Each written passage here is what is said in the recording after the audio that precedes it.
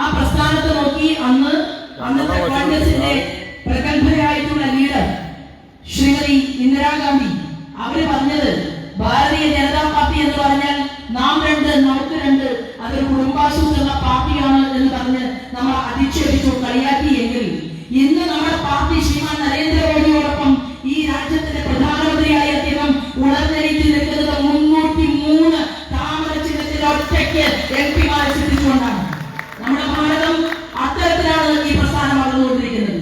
കോൺഗ്രസിന്റെ നേതാവ് മല്ലികാർജുൻ ഖർഗേജി തന്നെ പറഞ്ഞു, 400 കടക്കും ഭാരതീയ ജനതാ പാർട്ടി ഇങ്ങനെ പോയാൽ ഇന്ത്യയിൽ 400 കടക്കുമെന്ന് പറഞ്ഞപ്പോ ഖർഗേജി നന്ദി പറയുന്ന ഇന്ത്യയുടെ പ്രധാനമന്ത്രിയെയാണ് ഞാൻ നിങ്ങളും നമ്മുടെ ആരാധനായിട്ടുള്ള നരേന്ദ്രമോദിയുടെ പ്രസംഗത്തിലൂടെ കേട്ടത്. ഖർഗേജി അങ്ങ് പറഞ്ഞത് സത്യമാണ്. കാരണം ഞങ്ങൾ 400 കടക്കാൻ പോവുകയാണ് എന്ന് പറഞ്ഞ് തമാശ രൂപത്തിൽ പ്രസംഗിച്ച നമ്മുടെ മോദിജിയെ നമ്മളിപ്പോ ഈ സമയത്ത് ഓർക്കുകയാണ്.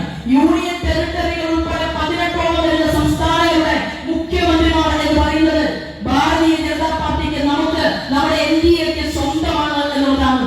ആ വളർച്ച ഈ രാജ്യത്ത് മുന്നോട്ട് പോകുമ്പോൾ കേരളത്തിലെ ജനങ്ങൾക്കും ആ വളർച്ച മനസ്സിലാക്കാനും നേരത്തെ ആരാധനായ അധ്യക്ഷൻ പറഞ്ഞതുപോലെ കേരളത്തിൽ നിന്ന് ഭാരതീയ ജനതാ പാർട്ടിയുടെ നേതൃത്വത്തിൽ NDA-യുടെ ആളുകൾ ജയിച്ചു പോയാൽ മാത്രമേ ആ വികസനത്തിന്റെ വേഗത ഭാരതീയ ജനതാ പാർട്ടി വളർന്നുകൊണ്ടിരിക്കുമ്പോൾ അവിടെ MP-മാർ, മന്ത്രിമാർ, മുഖ്യമന്ത്രിമാർ അവർ ഈ രാജ്യത്ത് രാഷ്ട്രീയം നോക്കാതെ, കക്ഷി നോക്കാതെ, ജാതി നോക്കാതെ, മതം നോക്കാതെ വികസനം അത് ജനങ്ങളിലേക്ക് എത്തിക്കാൻ വേണ്ടി പരിശ്രമിച്ചുകൊണ്ടിരിക്കുമ്പോ അതിന്റെ കൂട്ടത്തിൽ കേരളത്തിൽ നിന്ന് 400 ആളുകൾ വേണമോ എന്നുള്ള ചോദ്യമാണ് വളരെ സ്നേഹത്തോടുകൂടി നമ്മൾ കേരളത്തിലെ ജനാധിപത്യ വിശ്വാസികളോട് ചോദിക്കാൻ ആഗ്രഹിക്കുന്നത്. അവർ പറയുകയാണ് വേണം. കാരണം ഡൽഹി എന്തായാലും കേരളത്തിലെ കാര്യങ്ങൾ ഇപ്പൊ നോക്കിയിട്ട് കേരളത്തിന്റെ മുഖ്യമന്ത്രി പിണറായി വിജയൻ ഒരു പരുവത്തിലാക്കിയിട്ടുണ്ട് എന്നുള്ള കാര്യത്തിൽ ഒരു തർക്കവും വേണ്ട. നിങ്ങൾ കേരളം ഇപ്പൊ ശരിയാക്കി തരാം എന്ന് പറഞ്ഞ് ആ സിനിമയിൽ കുതിരവട്ടം പപ്പുവിന്റെ ആ ഒരു രംഗമോർ പോലത്തില്ലേ, സ്പാനെടുക്കും, അഴിക്കും, തിരിക്കും, ഇപ്പൊ ശരിയാക്കി തരാം എന്ന് പറഞ്ഞ് ഒന്നും നിങ്ങൾ ശരിയാക്കിയില്ല. നിങ്ങൾ നിങ്ങളുടെ കുടുംബത്തെ ശരിയാക്കി, നിങ്ങൾ നിങ്ങളുടെ ബന്ധുക്കളെ ശരിയാക്കി, നിങ്ങൾ നിങ്ങളുടെ മകളെ ശരിയാക്കി, നിങ്ങൾ നിങ്ങളുടെ മരുമകനെ ശരിയാക്കി, നിങ്ങൾ നിങ്ങളുടെ മരുമകന്റെ അമ്മായിയച്ഛനെയും ശരിയാക്കി. നിങ്ങൾ പണം ഉണ്ടാക്കി. പക്ഷെ പാവപ്പെട്ടവർ നരകയാതന അനുഭവിച്ചുകൊണ്ട് കേരളത്തിന്റെ മണ്ണിൽ മുന്നോട്ട് പോവുകയാണ്. ഇത് മനസ്സിലാക്കിയിട്ടുള്ള സഖാക്കന്മാർ അവർക്ക് വേദനയുണ്ട്. AK ഗോപാലിനെ പോലെ, EM ശങ്കരൻ നമ്പൂതിരിപ്പാടിനെ പോലെ, നായനാരെ പോലെ ഈ കേരളത്തില് പ്രഗത്ഭമതികളായിട്ടുള്ള ഉള്ളവരും ഇല്ലാത്തവരും തമ്മിലുള്ള അന്തരം കുറയ്ക്കാമെന്ന് ആവശ്യപ്പെട്ടുകൊണ്ട് പട്ടിണി കിടക്കാനും ഒളിവിൽ കഴിയാനും പ്രസ്ഥാനത്തെ വളർത്താനും കഷ്ടപ്പെട്ട കഠിനയാതന അനുഭവിച്ചു എന്ന് പറയുന്ന ആ കമ്മ്യൂണിസ്റ്റുകാരുടെ മുഴുവൻ ആശയത്തെയും കാട്ടിപ്പറത്തിക്കൊണ്ടാണ് കേരളത്തിന്റെ മുഖ്യമന്ത്രി സ്വന്തം കുടുംബാധിപത്യത്തിലൂടെ, സ്വേച്ഛാധിപത്യത്തിലൂടെ ഈ കേരളത്തിന്റെ വഴിയിൽ മുന്നോട്ട് പോകുന്നത് എന്ന് ജനങ്ങൾക്ക്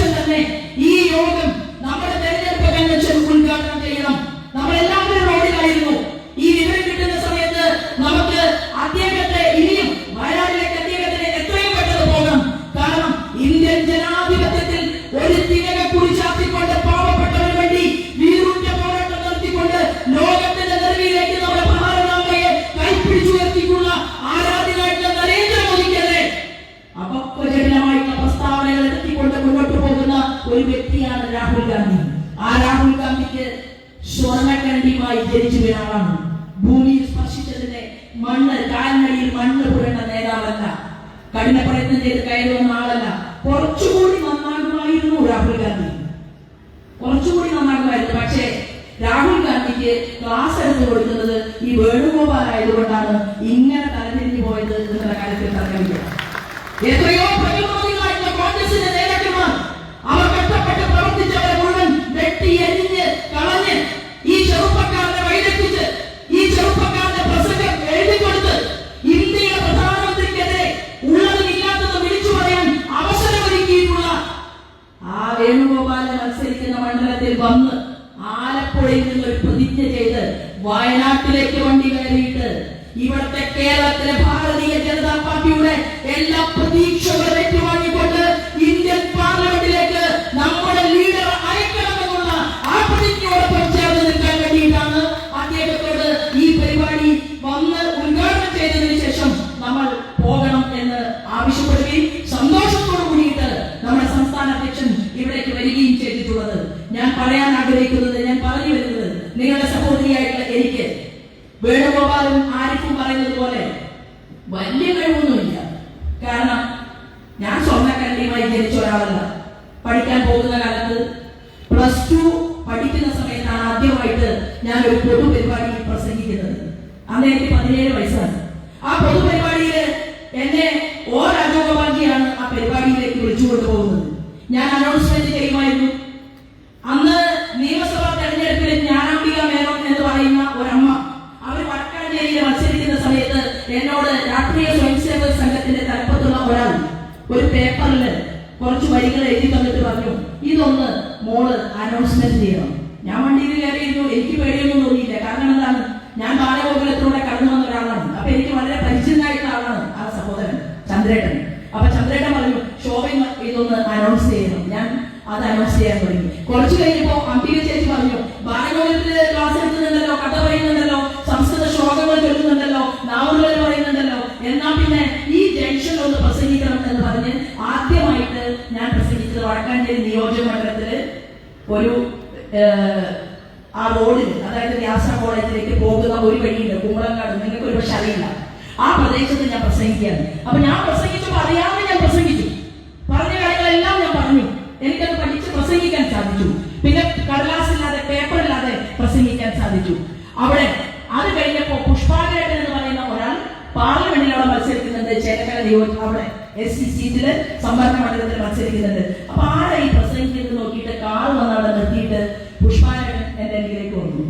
അപ്പൊ അദ്ദേഹത്തിന്റെ കൂടെ ബാലഗോകുലത്തിന്റെ കൃഷ്ണകുമാർജി ഉണ്ടായിരുന്നു. അപ്പൊ കൃഷ്ണകുമാർജി പറഞ്ഞു, ഈ കുട്ടിയെ ഞാൻ പ്രസംഗിക്കാൻ വേണ്ടി തരാം. അപ്പൊ പുഷ്പാകരൻ ചോദിച്ചു, എന്നാ പിന്നെ ഇന്നൊരു പ്രസംഗം ചേലക്കരയിൽ നടത്താൻ പറ്റുമോ? ഞാൻ പറയാം, കാരണം എന്നെ കുറെ കാര്യങ്ങളൊക്കെ ഇപ്പൊ കോൺഗ്രസിന്റെയും മാർക്സിസ്റ്റ് പാർട്ടിയുടെ ആളുകൾ പറയുന്നുണ്ട്. അപ്പോ അതിനൊന്നും ഞാൻ പറഞ്ഞു മറുപടി പറയുകയാണ്. ഞാൻ നൂലിൽ കെട്ടി ഇറങ്ങി വന്ന ആളാണ് എന്നുള്ള ധാരണയൊന്നും വേണുഗോപാലിനും ആരിഫിനും വേണ്ട. കളി കുറെ ഗ്രൗണ്ടിൽ കളിച്ചിട്ടാണ് ആലപ്പുഴയുടെ ഗ്രൗണ്ടിലേക്ക് വന്നിട്ടുള്ളത്. അങ്ങനെ പുഷ്പാകരൻ എന്റെ കാലിൽ കയറ്റി കൊണ്ടുപോയി. നിങ്ങൾക്കറിയുമ്പോ ഉച്ചഭക്ഷണം കഴിക്കാനില്ല എന്റെ വീട്ടിൽ. ഞാൻ അവിടെ വ്യാസ കോളേജിൽ പഠിക്കുന്നത് ABVP-യുടെ പ്രവർത്തകയായിട്ട് അവിടെ പ്രവർത്തിക്കുന്നുണ്ട്. പോസ്റ്റ് ഗ്രാജുവേഷൻ പഠിക്കുന്ന വലിയ താടിയും കൂടിയും നീട്ടിയിട്ടുള്ള ചേട്ടന്മാരിരിക്കുന്ന കോളേജിൽ SFI-ക്കാർക്കിടയിലേക്ക് എന്റെ അന്നത്തെ ABVP-യുടെ നേതാക്കൾ ഗുരുസ്വാമിയും ശശികുമാറായിട്ട് കൊണ്ടുപോയിട്ട് പറഞ്ഞത്, വാതിലിന്റെ ഇപ്പുറത്ത് നിന്നിട്ട് അവർ പോയി. അവർ പറഞ്ഞു, ഇവിടെ കയറി പ്രസംഗിക്കണം, അവരെന്നെ തടയും, എന്നെ കൈകാര്യം ചെയ്യുമെന്നൊക്കെ പറഞ്ഞു. ഞാൻ ചോദിച്ചു, എടോ നിനക്ക് 2 നാവൂറിലൊരു ചൊല്ലാൻ അറിയോ? കിഴിയൂരുള്ളി വാലുള്ളി വാലുള്ളി ഒരു ചോറുള്ള. ഡിഗ്രിയൊക്കെ പഠിച്ച ആളല്ലേ, അതൊന്നും ചൊല്ലാൻ കഴിയില്ല. കാരണം എന്താണ്, അവർ ബാലഗോകുലത്തിൽ പോയിട്ടില്ല, അല്ലെങ്കിൽ അവർക്കത് പറയാനറിയില്ല. അങ്ങനെയാണ് അവിടുത്തെ ജയദേവൻ എന്ന് പറയുന്ന SFI-ക്കാരനെ ഞാൻ തോൽപ്പിച്ചത്. നാവൂർ വരെ ചൊല്ലിയിട്ടാണ്. ഞാനിത് പറയാൻ കാരണം, അന്ന് കഷ്ടപ്പെട്ട് ബുദ്ധിമുട്ടി പട്ടിണി കിടന്നുകൊണ്ട് ഉടുതുണിക്ക് മറുതുണിയില്ലാതെ പൊതുപ്രവർത്തന രംഗത്തേക്ക് കടന്നു വന്നിട്ട് ഞാൻ ഇത് 9ാമത്തെ തെരഞ്ഞെടുപ്പിലാണ് മത്സരിക്കുന്നത്. എന്റെ 3ാമത്തെ പാർലമെന്റ് തെരഞ്ഞെടുപ്പാണ്. യുവമോർച്ചയുടെ ഏത് സമരത്തിന് ശ്രീമാൻ സുരേന്ദ്രൻ നേതൃത്വം കൊടുത്തിട്ടുണ്ടോ ആ സമരത്തോടൊപ്പം എല്ലാം സുരേന്ദ്രനോടൊപ്പം സുരേന്ദ്രന്റെ അനുജത്തിയായി സഹോദരിയായി ഞാൻ ആ സമര പോരാട്ടത്തിൽ ഞാനും ശ്രീമാൻ MT രമേശും ഉൾപ്പെടെയുള്ള ആളുകളുണ്ട്. ഈ വേദിയിൽ നിൽക്കുന്ന നിരവധി ആളുകൾ ആലപ്പുഴയിൽ നിന്നുണ്ടായി. ഞങ്ങൾ കഷ്ടപ്പെട്ട് കഠിനയാതന അനുഭവിച്ചിട്ട് തന്നെയാണ് ഈ പ്രസ്ഥാനത്തിലേക്ക് പ്രവർത്തിച്ചതും കടന്നു വന്നതും മുന്നോട്ട് വന്നതും.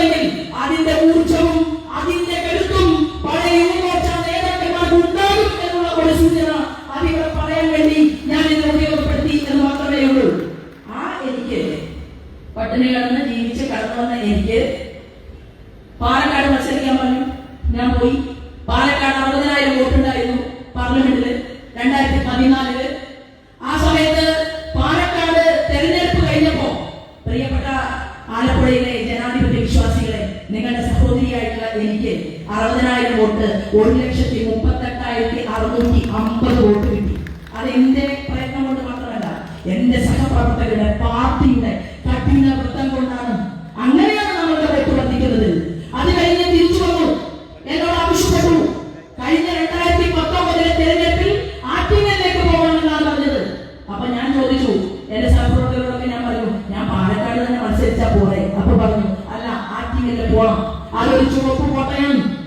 അത് അന്നൊരു വലിയ മാർക്സിസ്റ്റ് പാർട്ടിയുടെ പഴയകാല നേതാവൊക്കെ ജയിച്ചു അദ്ദേഹത്തിന്റെ മകൻ MP ആയി പലതവണ പാർലമെന്റിലേക്ക് പോയിട്ടുള്ള ഒരു കോട്ടയാണ്. ആ കോട്ടയിലേക്ക് തന്നെ പോകണം. അങ്ങനെ 90,000 വോട്ടുള്ള ആറ്റിങ്ങൽ പാർലമെന്റ് മണ്ഡലത്തിലേക്ക്, ആ കോട്ടയിലേക്ക് നിങ്ങളുടെ സഹോദരിയായ ശ്രീമാൻ സുരേന്ദ്രന്റെ സഹോദരിയായ ഇവിടെ ഇരിക്കുന്ന മുഴുവൻ ആളുകളുടെയും സഹോദരിയായിട്ടുള്ള ഞാൻ പോയപ്പോ 90,000 വോട്ട് എന്റെ പാർട്ടി കഠിനവ്രതവും കഠിന പ്രയത്നവും കൊണ്ട് നമുക്ക് കിട്ടിയത് 2,48,650 വോട്ടാണെങ്കിൽ, ഞാൻ പറഞ്ഞു വന്നത് ആലപ്പുഴയിലെ പാർലമെന്റ് മണ്ഡലത്തിൽ തീക്ഷ്ണമായിട്ട് വോട്ട് വർദ്ധിക്കുകയും അതോടൊപ്പം നിങ്ങളുടെ സഹോദരിയായിട്ടുള്ള ഞാൻ വന്നാൽ എനിക്ക് കുറച്ച് വോട്ടുകൾ കൂടുതൽ തരുന്ന ഒരു സാഹചര്യം എല്ലാ പാർലമെന്റിലും ഉള്ളത് കൊണ്ട് ഇവർ പറയുന്ന കണക്കൊന്നും കണക്കല്ല. ഇവർ പറയുന്നത് എന്താണ്? ഇവർ പറയുന്നത് ഫ്ലക്സ് ബോർഡ് നോക്കി വോട്ട് ചെയ്യാനാണ്. ഇവർ പറയുന്നത് കേസി എവിടെയും കാണുന്നില്ല. കേസി നല്ലൊരു വണ്ടി, വേണുഗോപാൽ നല്ലൊരു വണ്ടിയിൽ യാത്ര ചെയ്യുന്നുണ്ട് എന്ന് പലരും പറഞ്ഞു. പല തെരഞ്ഞെടുപ്പുകളിലും സ്ഥാനാർത്ഥികൾ അങ്ങോട്ട് വേണ്ടിയിട്ട് ഒരു ചെറിയ ടെറിട്ടറി ഉണ്ടാക്കി പ്രവർത്തിച്ചുകൊണ്ടിരിക്കുന്ന വാർത്ത നമ്മളെല്ലാവരും കണ്ടു. അത് അവരുടെ വിഷയമാണ്, ഞാൻ ഇതിലേക്കൊന്നും കിടക്കുന്നില്ല. പക്ഷേ ഞാൻ പറയാൻ ആഗ്രഹിക്കുന്നത്, നമുക്ക് നമ്മുടെ സംസ്ഥാന അധ്യക്ഷൻ പറഞ്ഞതുപോലെ ഒരു കുഞ്ഞി താമര ആലപ്പുഴ പാർലമെന്റ് മണ്ഡലത്തിൽ നിന്ന് വിജയിക്കുമ്പോ നമ്മുടെ നേതാവ് സംസ്ഥാന അധ്യക്ഷൻ വയനാടിൽ നിന്ന് അമേത്തിയില് രാഹുൽ ഗാന്ധിയെ പരാജയപ്പെടുത്തി സ്മൃതി ഇറാനിയെങ്കിൽ വയനാടിന്റെ മലമടക്കുകളിൽ നിന്ന് പാവപ്പെട്ട പാർശ്വവൽക്കരിക്കപ്പെട്ടവർക്ക് വേണ്ടി പോരാട്ടം നടത്തി മുന്നോട്ട് വന്നിരുന്ന നമ്മുടെ സംസ്ഥാന അധ്യക്ഷൻ വിശ്വാസികളുടെ മുന്നിൽ അദ്ദേഹവും ഞാനും ഇന്ന് ഈ വേദിയിൽ ഒരുമിച്ച് നിൽക്കുന്നത്. ഞാൻ വയനാടിനെ എന്റെ സഹപ്രവർത്തകരോട്, ഭാരതീയ ജനതാ പാർട്ടിയുടെ സഹോദരന്മാരോട് ആവശ്യപ്പെടുകയാണ്. നിരന്തര പോരാട്ടവും അവിടെ നിന്ന് നിങ്ങൾ ഇന്ദ്രപ്രസ്ഥത്തിലേക്ക് പറഞ്ഞയക്കണമെന്നുള്ള ഒരു അഭ്യർത്ഥന കൂടി സൂചിപ്പിച്ചുകൊണ്ട് ഞാൻ ആലപ്പുഴയുടെ വികസനത്തെ കുറിച്ച് പറഞ്ഞുകൊണ്ട് ഞാൻ എന്റെ വാക്കുകൾ അവസാനിപ്പിക്കാം. നോക്കൂ, ആലപ്പുഴയിൽ ശ്രീമാൻ നരേന്ദ്രമോദിയുടെ മികവുകളാണ്. ആലപ്പുഴയിൽ മാത്രമായിട്ട് കണക്ക് പരിശോധിച്ചാൽ കണക്ക് ഡൽഹിയിൽ നിന്ന് സംസ്ഥാന അധ്യക്ഷൻ അയച്ചു കൊടുത്തത് ആ കണക്കുമായിട്ടാണ് ഞാൻ നിങ്ങളുടെ മുന്നിൽ എത്തിയിട്ടുള്ളത്. സാധിച്ചു 300 ദിവസത്തിനുള്ളിൽ നിങ്ങൾ എനിക്ക് 300 ദിവസം തരിക. 300 ദിവസത്തിനകം ഇവിടുത്തെ മുഴുവൻ വീടുകളിലേക്കും കുടിവെള്ളത്തിന്റെ പ്രശ്നമെന്ന് പറയുന്ന ആലപ്പുഴ പാർലമെന്റ് മണ്ഡലത്തിൽ വലിയൊരു പ്രശ്നമാണ് ഈ ആലപ്പുഴ ജില്ലയിൽ. അവർക്ക് 3 വർഷം നിങ്ങൾ എനിക്ക് സമയം തന്നാൽ ഞാൻ ആ ജനറൽ പദ്ധതി പ്രാവർത്തികമാക്കി തരും എന്നും ഞാൻ ഇവിടുത്തെ ജനാധിപത്യ വിശ്വാസികളെ അറിയിക്കാൻ ആഗ്രഹിക്കുകയാണ്. നോക്കൂ, ആയുഷ്മാൻ ഭാരത് പദ്ധതി, ഒരു വീട്ടിൽ അച്ഛനോ അമ്മയ്ക്കോ മകനോ ആർക്കും അസുഖം വരാതിരിക്കട്ടെ, പക്ഷേ വലിയ അസുഖങ്ങൾ വന്നു കഴിഞ്ഞാൽ ആ അസുഖങ്ങൾ വരുന്ന ആളുകളെ 22 ആശുപത്രികളുമായി എംപവർ ചെയ്തിട്ടുണ്ട്. ആലപ്പുഴ പാർലമെന്റ് മണ്ഡലത്തിലെ ആലപ്പുഴയിലെ ജനങ്ങൾക്ക് വേണ്ടി 22 ആശുപത്രികളെ എംപവർ ചെയ്തുകൊണ്ടാണ് ഇന്ത്യയുടെ പ്രധാനമന്ത്രി കരുതലായി താങ്ങായി തളരായിട്ട് ഇവിടെ നിൽക്കുന്നതെങ്കിൽ ഇവിടെ എത്ര പേർക്ക് കിട്ടിയെന്നറിയുമോ? 39,000 വീടുകളിലേക്ക് ആയുഷ്മാൻ ഭാരത് പദ്ധതിയുടെ ആനുകൂല്യം എത്തിയിട്ടുണ്ട്. 5 ലക്ഷം രൂപയുടെ, നിങ്ങൾ ആശുപത്രിയിൽ കിടന്നാൽ നിങ്ങളുടെ കുടുംബത്തിലേക്ക് 5 ലക്ഷം രൂപയുടെ ചികിത്സ അത് സൗജന്യമായിട്ട് മോദിജി കൊടുത്തു കഴിഞ്ഞിട്ടുണ്ട്. പ്രധാനമന്ത്രി ഗ്രാമീൺ സഡക് യോജന, പ്രിയപ്പെട്ടവരെ, 190 കിലോമീറ്റർ റോഡ് പ്രധാനമന്ത്രി ഗ്രാമീൺ സഡക് യോജന പദ്ധതി പ്രകാരം ഈ ആലപ്പുഴയിൽ പണിഞ്ഞു കഴിഞ്ഞിട്ടുണ്ട്. നരേന്ദ്രമോദിയുടെ 10 വർഷം കൊണ്ട് 344 കോടി രൂപ ചിലവിൽ ആലപ്പുഴ ബൈപ്പാസ്, അത് ആരാധനായിട്ട് നിതിൻ ഗഡ്കരി ഗതാഗത വകുപ്പ് മന്ത്രിയായിരിക്കെ ആലപ്പുഴ ബൈപ്പാസ് അത് നിർവഹിച്ചു നൽകിയിട്ടുണ്ട്. 2,38,000 കർഷകർക്ക് കിസാൻ സമ്മാൻ നിധി പദ്ധതി അത് ഇവിടുത്തെ ജനങ്ങൾക്ക് വേണ്ടി അതിന്റെ വികസന പ്രവർത്തനം പൂർത്തീകരിച്ചിട്ടുണ്ട്. അത് പണം മാറ്റി വെച്ചിട്ടുണ്ട്. ഒരു MLA പോലും വിജയിപ്പിക്കാതെ 2,260 കോടി രൂപ ചെലവഴിച്ചുകൊണ്ട് എറണാകുളം കായംകുളം പാത ഇരട്ടിപ്പിക്കൽ പദ്ധതി അത് ശ്രീമാൻ നിതിൻ ഗഡ്കരി